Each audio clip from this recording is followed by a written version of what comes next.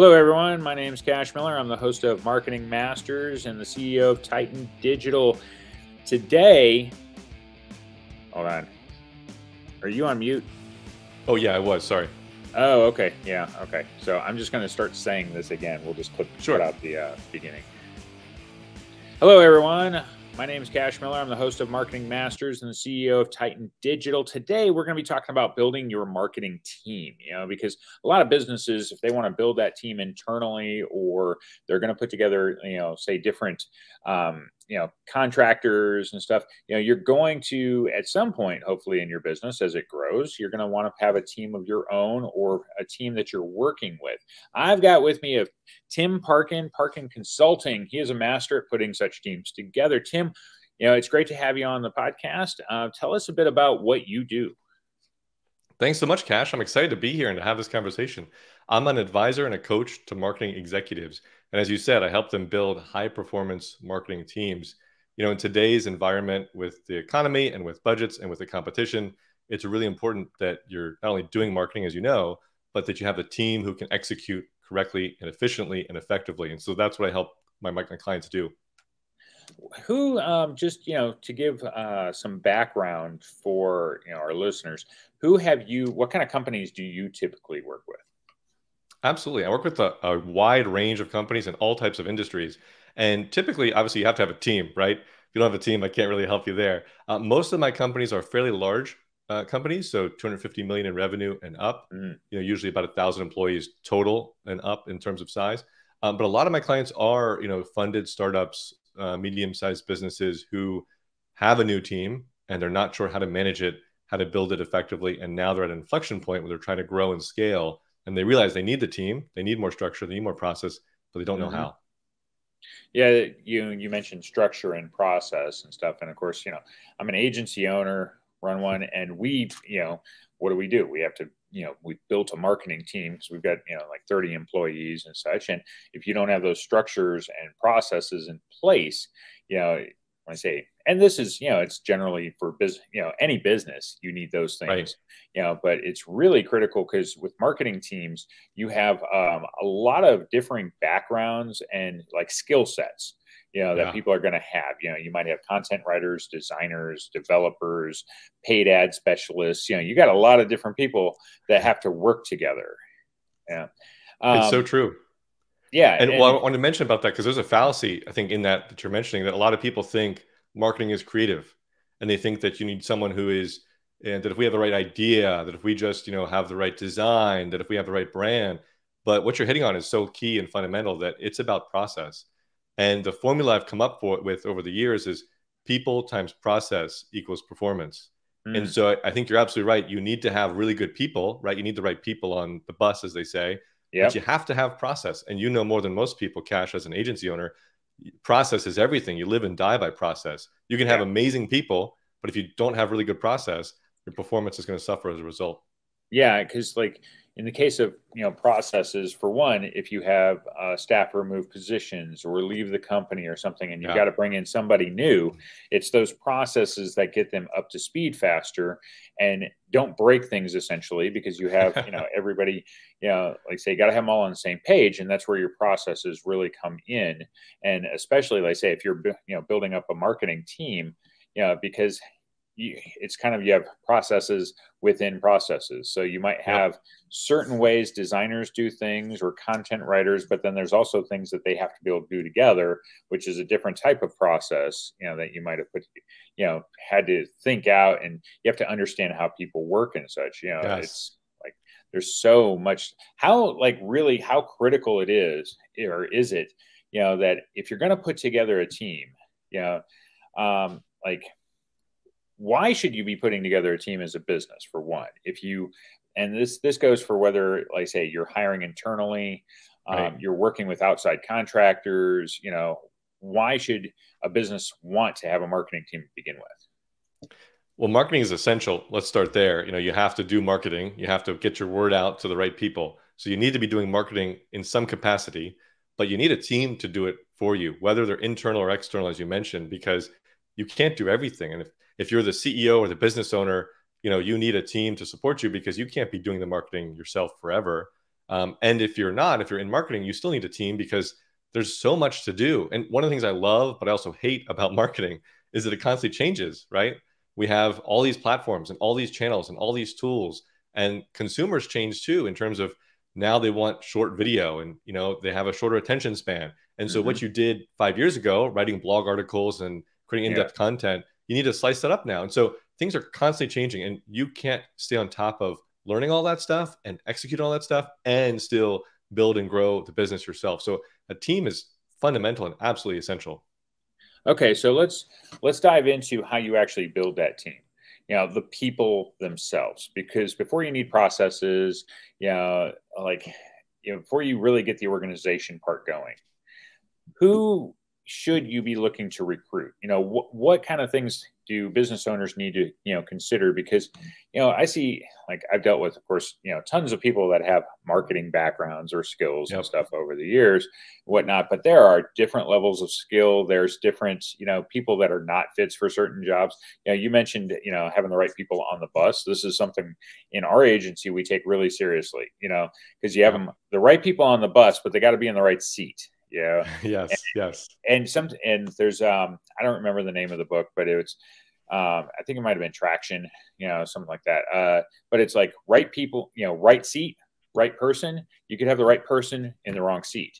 Totally. You know? So start there. What are we looking at when we're recruiting? What should we be focused on?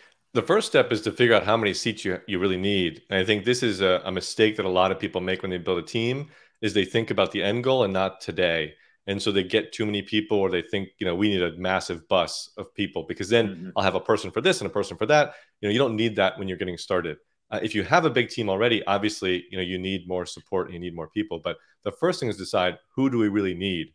And that can be tough if you don't have marketing experience or the marketing skills, because we think I need to be on TikTok. Well, are your clients really on TikTok? You know, or we need to do a bunch of blogs. Is that really going to work? You know, so you have to have some level of prowess or some feedback or some guidance on what is your marketing strategy, and then where are you at growth wise, company size wise. So who are the people we need? How many people do we need is the first step.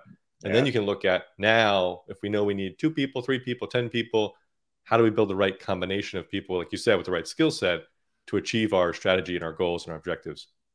Well, okay, so that's interesting, because first, you know, before you decide who you even need, look at how you get your clients. You know, how do you get your customers? You know, and say, okay, well, our best avenues have been, you know, here, here, and here. Totally. And then, okay, so if those are our best avenues and we want to pursue them further, this will start to give us clarity on who we're going to need because of whatever that might be. You know, like if it was social media, okay, I might need somebody that's design and content focused. Yeah. I don't, you know, or I need a leader, like, say, maybe I get all my business through social media.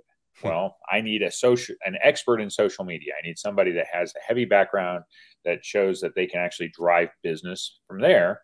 Well, that might be my lead. And then, okay, who do I need for them to, you know, to support that person? Right. So, and this is where, sorry, go ahead. No, go ahead. No, yeah, go ahead. This is where, you know, there are some roles that are fundamental to other roles. So for example, a designer is someone who can create good looking assets, whether it's a banner or an ad or an email or what have you, or a social media post. So a designer is a good person to have no matter what, because you're probably going to need to design things. The same thing with a writer or a copywriter. You're going to have to write words in your ads, in your emails, in your social posts, etc. So there are some fundamental roles like that basically every business needs at some point. Now, if you're a small business or, you know, starting a business, you probably don't need a designer in-house. You can outsource that. You know, there's a lot of contractor platforms for that. But if you're building an internal team, trying to grow it, these are some of the things to think about, that there are fundamental roles that apply and can support you no matter what channels or strategies or things you're pursuing. And so finding someone who has the right aesthetic as a designer and the right skill sets and uses the right tools, or a copywriter who can understand your brand and your tone and your voice, you know, those things are really important for the team to think about in the beginning. Yeah, that's you know, those things are going to be really critical. Yeah, and I like what you mentioned about, you know, you could go a contractor platform or something. Like, you also need to consider how much do you need them? Yeah, because depending on, you know, so depending on how much you're doing on different platforms and stuff, you may need a full-time leader, but you don't need necessarily full-time support, for certain positions, but you need people that are skilled. So, considering whether you're going to go some sort of a virtual marketing assistant, through a contractor platform like Upwork or something like that, you want to have permanent team members, for what you need, because it's going to be more seamless for the work you need to do, but you might not need them full time. So consider flexibility as one of the things Absolutely. And this is where agencies come into play, like your agency, Cash Titan Digital. I think it's a really good option for many people, when they're starting out and even when they're late game.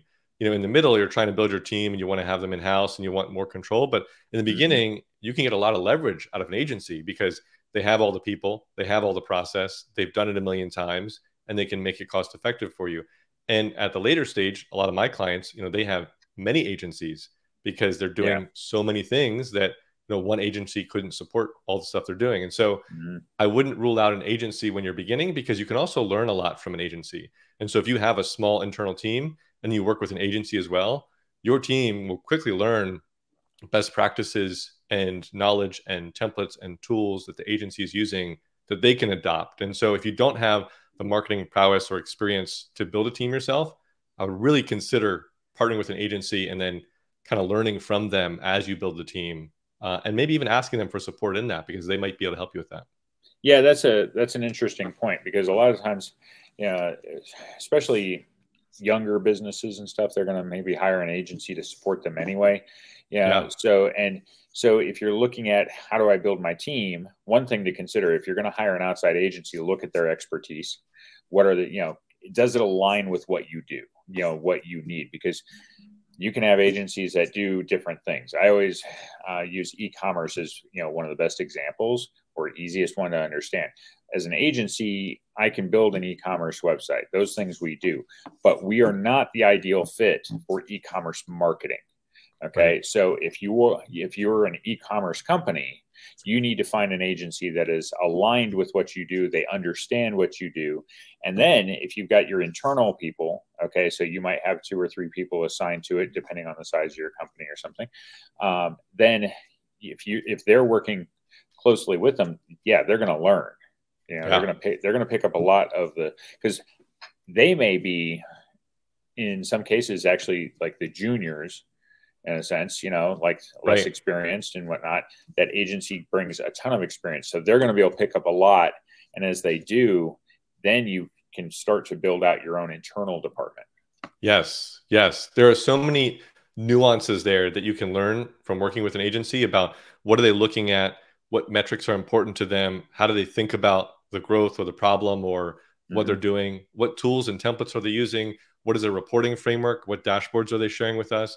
So you can, borrow and steal a lot of that from an agency. Obviously, you're paying for it, but you can really quickly ramp up your team. Like you said, if they're junior people, they can observe and pay attention if they have the right, attitude and mindset, and adopt that internally. And then you become closer aligned to the agency, which is a really good thing as well. But then when you get big enough and you grow, you can eventually, decide how to change or evolve that relationship. So I think it's a really easy way, if you're a small business or starting out here, work with an agency and borrow and learn from them. Yeah, that's, because like I say, agencies are going to bring a ton of experience, hopefully, like I say, from, multiple. So, from multiple people within the agency, whether it's the principal of the agency, different staff that are assigned to help manage the account and whatnot. And so if you're smart as a business owner, for one, you're picking up things because you're, spending some time working with them. Yes. And then as you're building out your own team, you're making sure that they're doing it, and you're taking your time to understand. I say, so be, inquisitive, ask questions so you understand what is going on, how it's being done and whatnot. And, over time, you can, evolve that relationship if you want, to something different. Yeah. And if you don't want to hire an agency, or if that's not an option for you right now, the other best thing I can say about who to hire for marketing is when you talk to someone about marketing, about a specific role or channel or initiative or project you're working on, the number one thing I look for is inquisitive nature, curiosity, the questions that they ask. You want to find someone who's excited and who's poking and probing and saying, well, have you tried this? Or what about this? Or could we do this? Those are the types of people that, regardless of their experience, they will be the ones who will dive in, who will learn, who will try things. And that's what you want as a marketer. Nobody knows what works in marketing. Not Yeah. me, not agencies, not my clients, nobody. And the reality is you need to figure it out. You have to test stuff and try stuff. So that's why you want to hire people who are so curious and so proactive, not reactive, sitting there saying, tell me what to do and I'll build the page or I'll create the ad. You want someone to say, could we try this? What if we did this? And if you hire those people, you can almost guarantee success. Yeah, and that goes whether you're, like I say, hiring the agency or hiring internal people and stuff. Totally. That's what so it is a key component of whoever you hire. It needs to be inquisitive in nature, because you don't want, marketing should not be where you have just a bunch of order takers essentially that's say, okay, you need me to do this. If I have to tell you all the time, that's not the right person. You need somebody that's willing to inquire, make suggestions, bring up, have ideas. You want to see enthusiasm in what they're doing, because and then you got to give them, some free reign to be able to try things, because nobody has like marketing. You can figure it out for a business, but it doesn't mean what you figured out here applies to another business. You're just using the experiences to maybe shorten the learning curve some. Totally. I love what you said there, Cash, about giving them free reign. That's a really hard thing for people to do, but it's so important, because like you said, if you are so prescriptive, like let's do this and only this, then you're going to struggle, because you're putting the blinders on, and your team can't explore and try things. And you may be so close to success or close to a really big opportunity, but you got to open it up and say, go do it. And they might fail. They might make mistakes. They might waste some of your money, but that's okay, because they'll learn, and they can learn and then improve. And I call that approach test-driven marketing. I think everything should be a test. The more you can test, the smaller you can test, the faster you can test, the quicker you can figure out, as you said, what works and what doesn't. And then obviously you can do more of what works and do less of what doesn't, and achieve success a lot better, a lot faster. Yeah, the adage, fail fast, yes, fail forward. And that's what you want, because marketing is going to have a lot of failure to it. It's just what it is. But if you've got the right people, they're going to learn from each thing that they do. And in some cases you have success, but it's not necessarily the level that you want. It could be a small win, but not the big win you're looking for. Right. So if you're, willing to give your team some freedom, also they'll be more inclined to try new things, because they're not going to be shot down all the time. Right. And I think that's an unfair expectation that we put on new hires from marketing or agencies that we work with, that we think you're an expert in this, and so you're going to know what to do, and you're going to do it perfectly, and it's going to work. And there's so many variables in there, the market, the economy, consumers, the competition, so it is a process. It is iterative. We have to test things, try things, learn things, reflect on them, make changes, improve, etc. So we can't just expect that you hire the right person or you hire the right agency and that voila, now you're growing every year constantly without any struggles or troubles. How much does it matter to put together a culture of creativity for your team? So the people that you're bringing on, because marketers, they come in different flavors a little bit, because you can have people that are more of an analytical, sense, and, creativity is not as much there. And then you have the other end of the spectrum, so how much does it matter from, if you're building out a team, that they are really creative too? We think inquisitive. Okay, now how creative are they? Yeah, it's fundamentally important. And you'd be surprised at how creative your team is and your people are, until you actually talk to them and ask them. And I have an unfair advantage because I work with a lot of teams. And so I get to, meet with them and talk with them and hear their ideas. And when you get them together and when you give them the right questions and the right framework, it's magic, the ideas they come up with and the thoughts that they have, or the things they've been thinking for a while but never said because they didn't have an outlet to say it. And you're like, this is amazing. We should do this. Or the observations they've had that they've been hiding or withholding because no one ever asked them. And so I think your team is a lot more creative than you think if you have a team.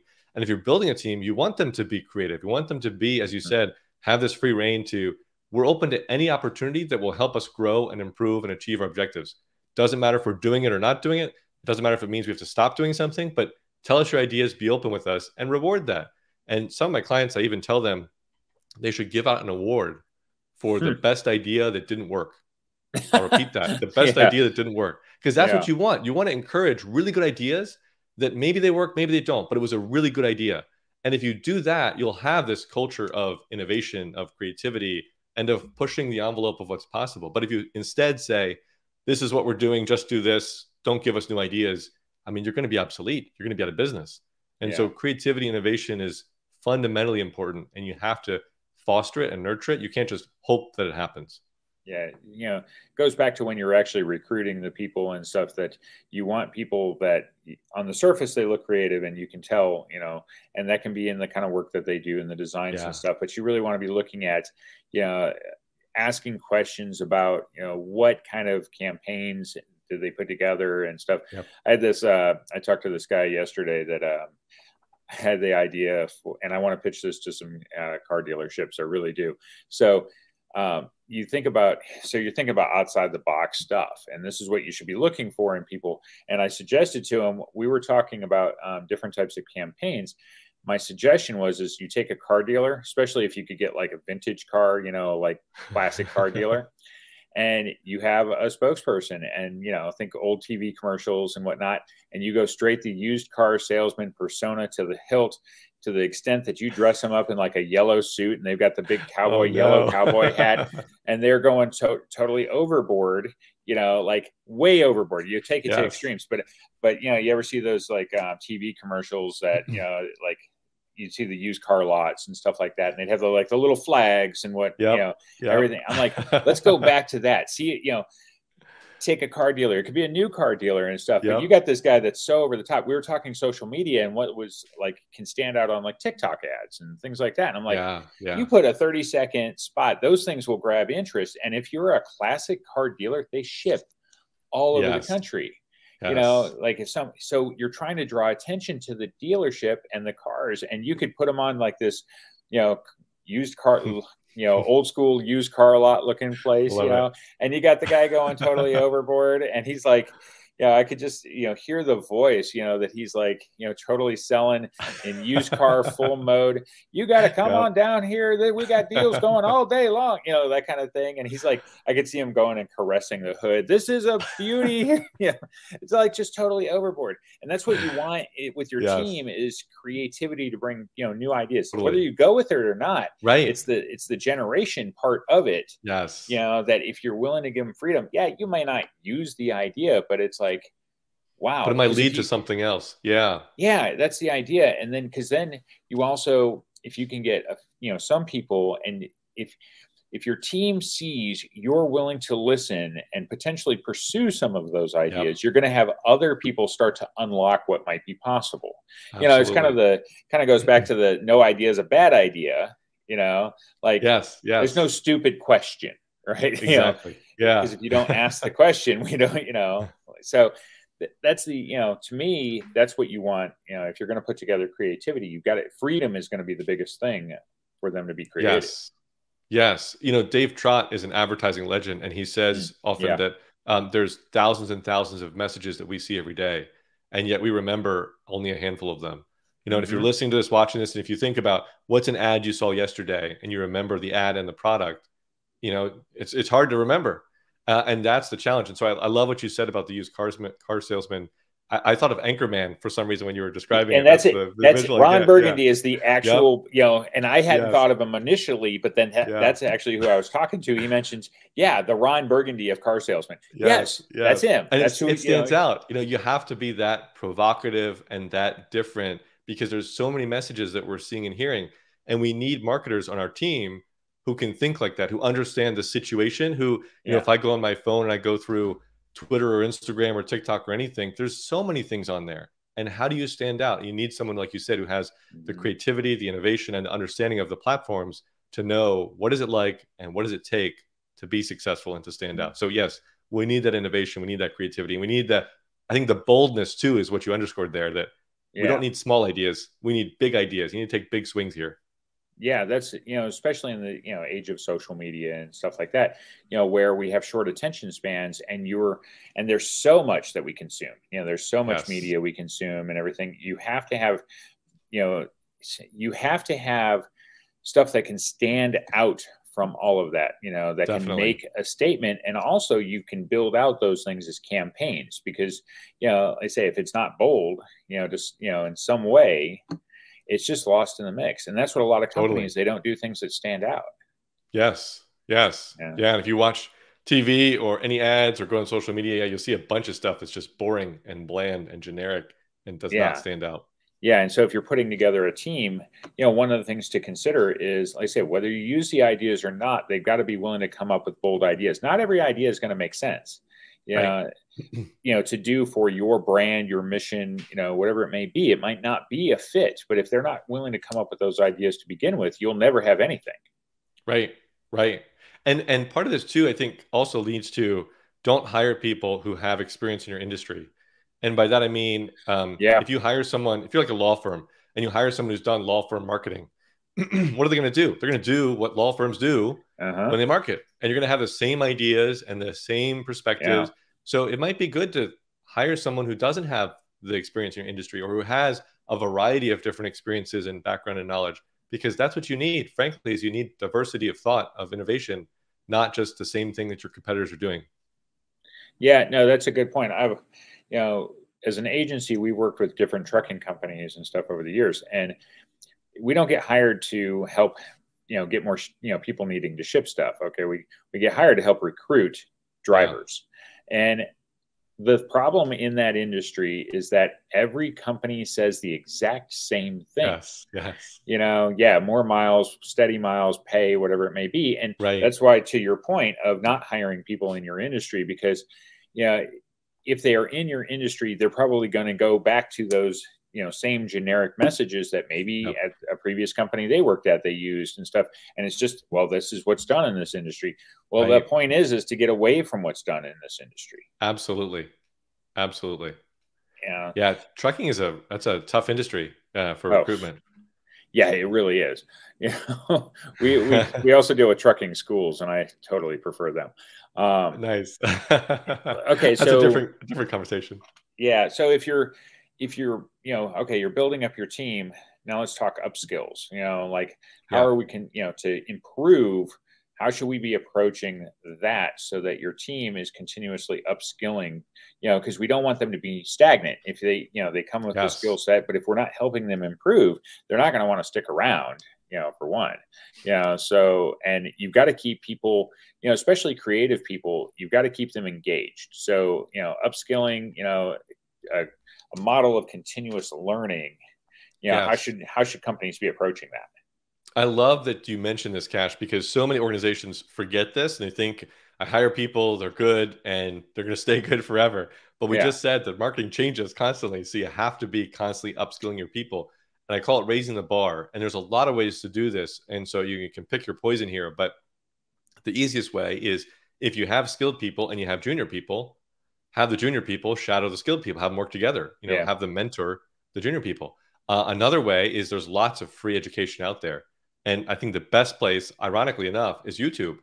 There's constantly new stuff posted. If you follow the right people, there's wonderful information on YouTube for free. So give your team time and point them in the right direction of people to follow on YouTube or to things to watch or things to explore and look into. Of course, there's things like, LinkedIn Learning has some courses too. There's Udemy and some other stuff as well.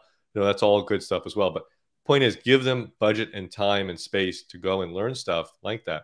Yeah. In addition, you can bring in outside people, contractors or trainers or coaches or advisors to do a workshop, do a training. You can have your internal team do a lunch and learn where someone says, here's a thing I learned recently, or here's a thing we're doing. And that helps build morale and build rapport and share those ideas. So there's a lot of ways you can do this, but I think you need a variety of them. Don't just do one of the things I said. Do one this month, one next month, and build upon this. But the idea here is really important, that you're giving your team the time and the space and the budget to do this, because it's a worthwhile investment. It's like putting money in your savings account or in the stocks. It's going to improve over time. You just have to keep adding to it a little by little. Yeah, the one thing I would add to that too is that provide them structure in going about it. Either whether it's through somebody leading such an initiative and making sure that there is time. Because what I found is, if your organization, people get busy and such, and what happens is they they lean towards not doing it. They say the excuse becomes, I have, too much on my plate already. I don't have Right. time to do this. And you can say, well, we've told you can make time.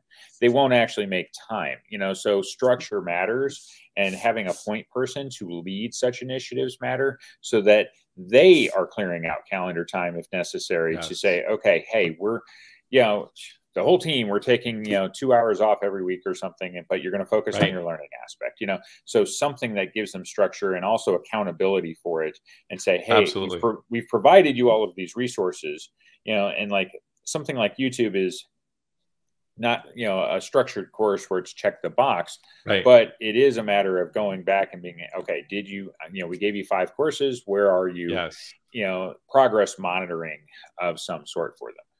Yeah, I think the accountability, you're right, is key. And that's where the lunch and learns help. If you go and learn stuff, and then let's come back and let's share what we learned, or one at a time. But I think having accountability absolutely is essential. There's a famous story, hypothetical perhaps, of a conversation between a CEO and a CMO.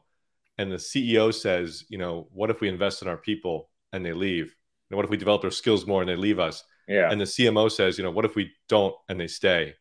And I think that's the underscore here is, if you have people, if you have a team, you have to be investing in them. You have to give them the time and the space and the resources to improve. Otherwise, you will be at a detriment. Yeah. And the flip side of that too is, okay, if you don't invest, that's also very noticeable, so they could leave because you don't put any time into them. You don't give them the opportunities and such, so, it's, if you do, they could leave. And if you don't, they could leave. So you're not really going to, there's no better way, a better direction for that. Like say from that straight, hey, if we, whatever we do, they're going to leave. Yeah. Well, in society now, they're probably going to at some point.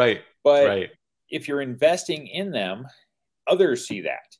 They see that you're willing to invest in your staff. You're willing to invest in the learning. And you could have people that, just go on the assumption that everybody at some point will leave, but they may stick around longer than they would have otherwise, and then while they're there, you're getting the advantage of those extra skills that you've helped them learn.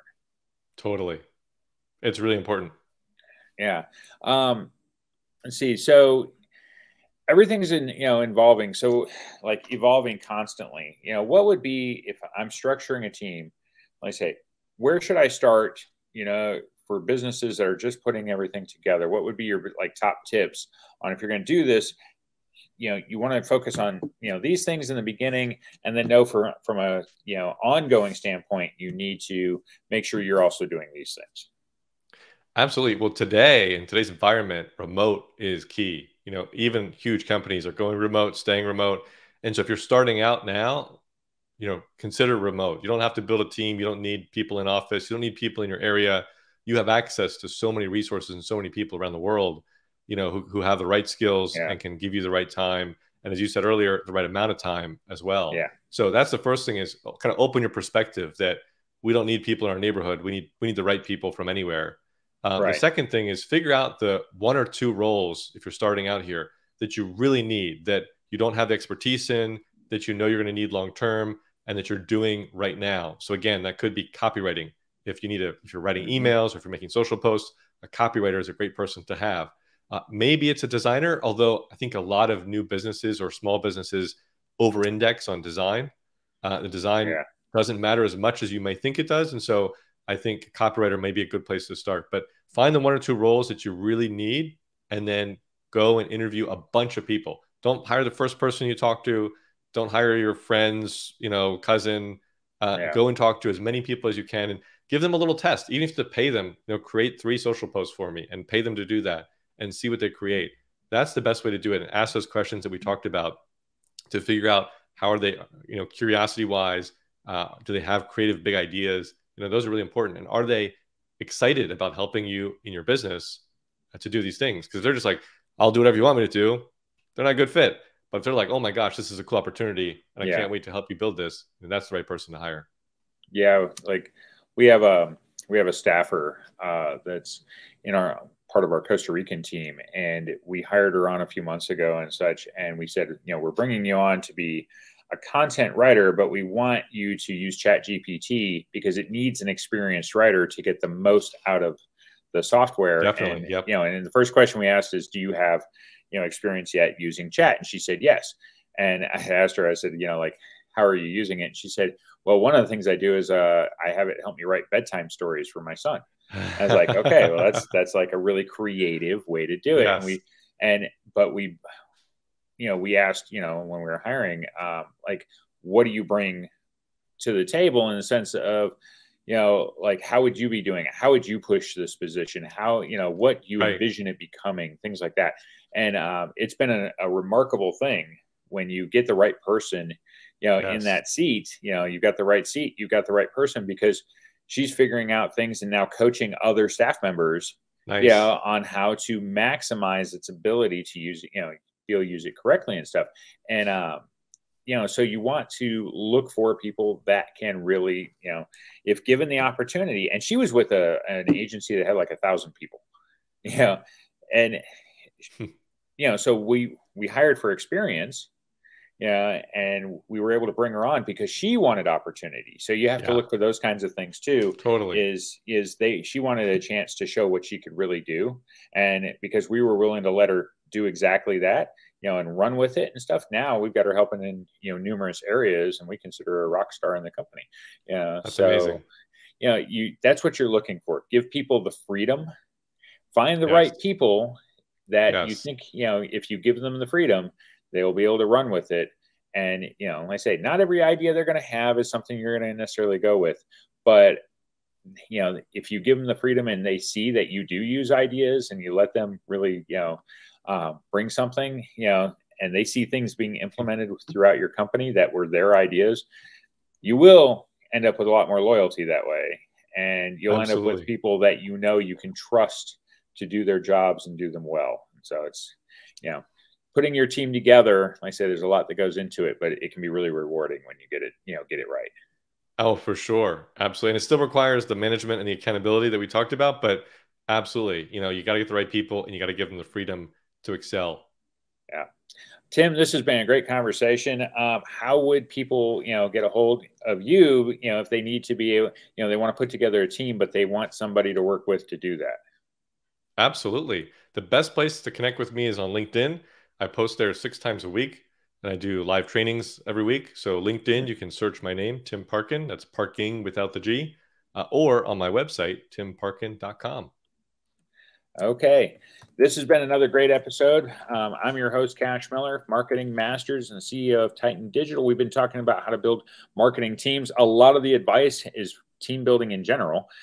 So there's a lot of takeaways. Remember, I say people bring a lot to the table if you give them the freedom to use, their knowledge, their experience, their skill set, and know that, they can grow their skills over time, but you got to give them opportunities to do that as well.